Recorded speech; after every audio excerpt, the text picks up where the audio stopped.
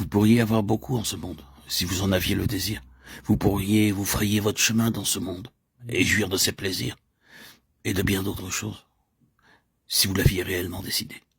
Oui, et peut-être auriez-vous été estimé, même avoir eu une situation dans ce monde religieux. Mais pour vous, c'est devenu médiocre. Il y a quelque chose en vous que vous ne pouvez peut-être pas définir, peut-être même que vous ne pourriez rien écrire à son sujet. Mais vous savez qu'il y a quelque chose.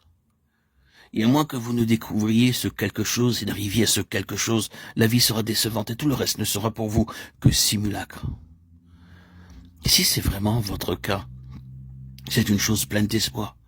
C'est une merveilleuse chose, car le ciel s'est abaissé et a déposé quelque chose en vous, en relation avec tout ce qu'il signifie. Bien sûr, si vous n'avez pas perçu cela, vous serez satisfait par toutes sortes de choses, moindres que celles-là. Mais prenez garde, car si vous pouvez demeurer ainsi, les conséquences seront terribles, car cela signifierait que tout ce qui implique cette puissante et divine signification céleste aurait échoué dans vos vies. Ainsi, l'œuvre commençait intérieurement dans Moïse, le conduisant vers une crise bien définie, la crise du terrestre et du céleste.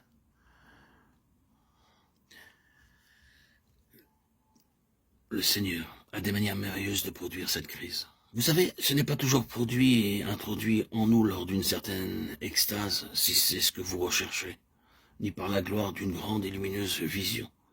L'enchantement de votre âme, une certaine expérience divine, formidablement merveilleuse.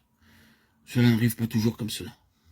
Il n'en a pas été ainsi pour Moïse, ni pour bien d'autres.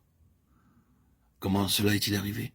Moïse est sorti un jour et a vu un Égyptien persécutant un Hébreu, et ce sens de sa destinée a pris possession de lui et l'a subjugué. Mais étant fort physiquement, il s'est jeté sur l'Égyptien et l'a tué. Ce fut la crise qui a tout précipité. Parfois, nous les avions seulement au céleste, où nous n'y sommes confrontés que par quelques affreuses incartades ou tristes échecs. Aussitôt après cela, la situation est devenue intenable pour Moïse en Égypte. Il a dû quitter ce pays. Mais qu'y avait-il dans la crise? Quelle en était la signification? Pourquoi Dieu la permettait?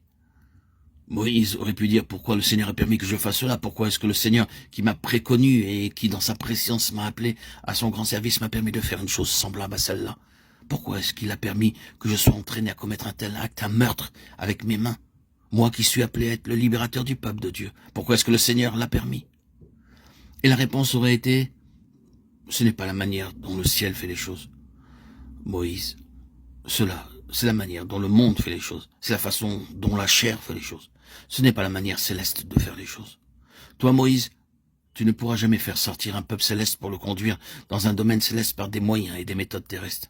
Apprends cela une fois pour toutes. Cela peut sembler une manière terrible de régler la situation, mais la voilà claire et sans détour. Ce peuple choisi dans ma préscience et par un acte souverain, c'est avec le sens de cette destinée en toi-même qu'il sera libéré. Ce peuple choisi pour être un peuple céleste, comment est-ce que tu pourrais le conduire sur le niveau de la vie céleste, si ce n'est pas là ton propre niveau de vie? Le ciel fait éruption et dit avec emphase, non Moïse, des armes charnelles pour des fins charnelles, mais pas des armes charnelles pour des fins spirituelles, des manières terrestres pour des fins terrestres, mais pas des manières terrestres pour des fins célestes. Le ciel gouverne ici et doit le traduire lui-même de cette manière. Quelle leçon pour une vie. Maintenant, nul besoin d'avoir été un meurtrier, mais sans doute que certains parmi ceux qui entendent ces mots ont appris des leçons très profondes dans ce domaine. Vous ne pouvez pas marcher avec Dieu sur le plan céleste, avec la force de la chair. Vous ne pouvez pas progresser avec Dieu le long de cette démarche, de cette voie qui vous est proposée. Vous ne pouvez pas servir Dieu dans son dessein céleste de cette manière terrestre. C'est tellement vrai en tant que principe. Le ciel n'aura besoin de rien de tout cela. Il réclame sa propre vie, sa propre nature. Ce fut donc la crise du céleste et du terrestre dans la formation de l'homme qu'était Moïse en Égypte.